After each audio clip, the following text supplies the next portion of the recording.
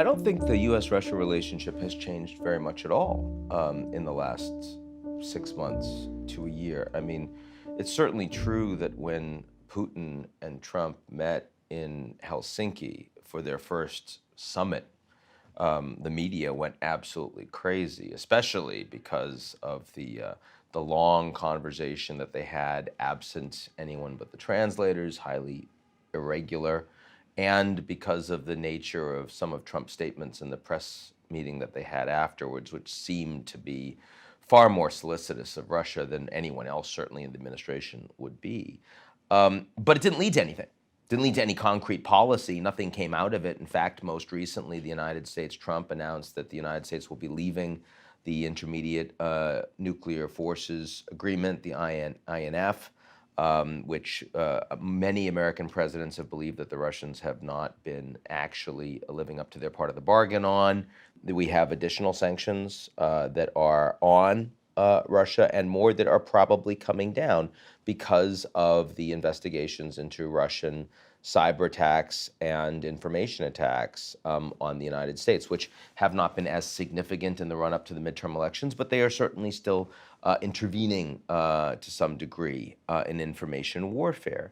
So you, on the one hand, had a president who has been seen as having authoritarian impulses, wanting to be buddy-buddy with Putin more than anyone else. And, you know, is this the basis of the collusion that he denies, but the Mueller investigation is looking into?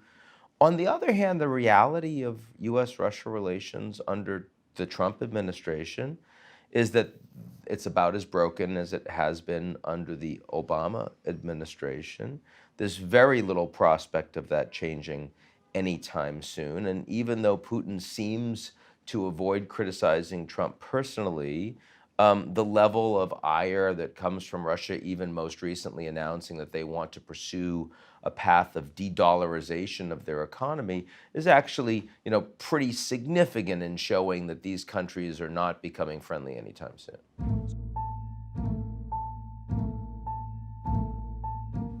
I don't like the fact that we are considering pulling yet another plank out of an already shakier architecture of international agreements. When the U.S. pulls out of the Paris Climate Accord or pulls out of the Human Rights Council at the United Nations, or now says they're going to pull out of the INF deal, I mean, those are all agreements that are imperfect. They don't, INF wasn't preventing nuclear proliferation. We still had a hell of a lot of nuclear weapons. There's still a potential of World War III through an escalation, inadvertent or advertent. But it's better than not having it. So if you get rid of it, it becomes a little shaky and you lose some of your resilience to deal with international crises as they come about. But we also need to understand that the dangers of the world order over the next 10, 20, 30 years are probably not going to be the same ones that we have been so concerned about during the time of the Cold War. So is it nuclear annihilation, or is it cyber attack that would destroy an economy? Certainly until the Mueller investigation is over, and I think as long as Trump is president, the ability of the Americans and Russians to work together is going to be massively constrained. I think that there is an absolute ceiling on how good relations could get in that environment. It's a fairly low ceiling.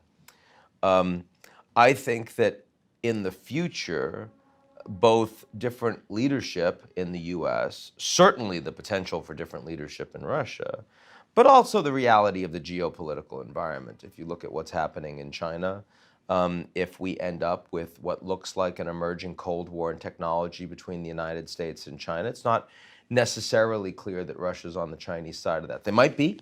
Right now, if they were forced to decide, they might be. But in 5 years, in 10 years' time, depending on how big China is at that point and how threatening they are to Russia and countries right on Russian borders, I think that could easily change. So this idea that Kissinger has had for a while, that the Americans and Russians in a multipolar world should be natural allies, is something that I'm not quite as strong in that view as the former Secretary of State, but there's absolutely a logic there that deserves to be explored. It cannot be explored right now.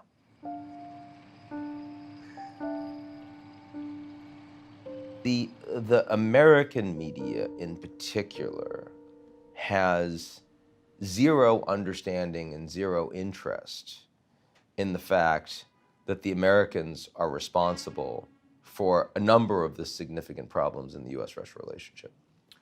And I'm not even talking about the absence of a Marshall Plan. I'm talking about like Ukraine, where we easily could have brought Ukraine into the West. They were begging for loans. They were begging for support. And we didn't care. We said it's Europe's problem. And the Germans said, well, we're bailing out Greece and Cyprus. We're sure as hell not going to bail out corrupt Ukraine. So the Ukrainian government has no choice but to go to Sochi for the Olympics and beg Putin for a big bailout. And they get it.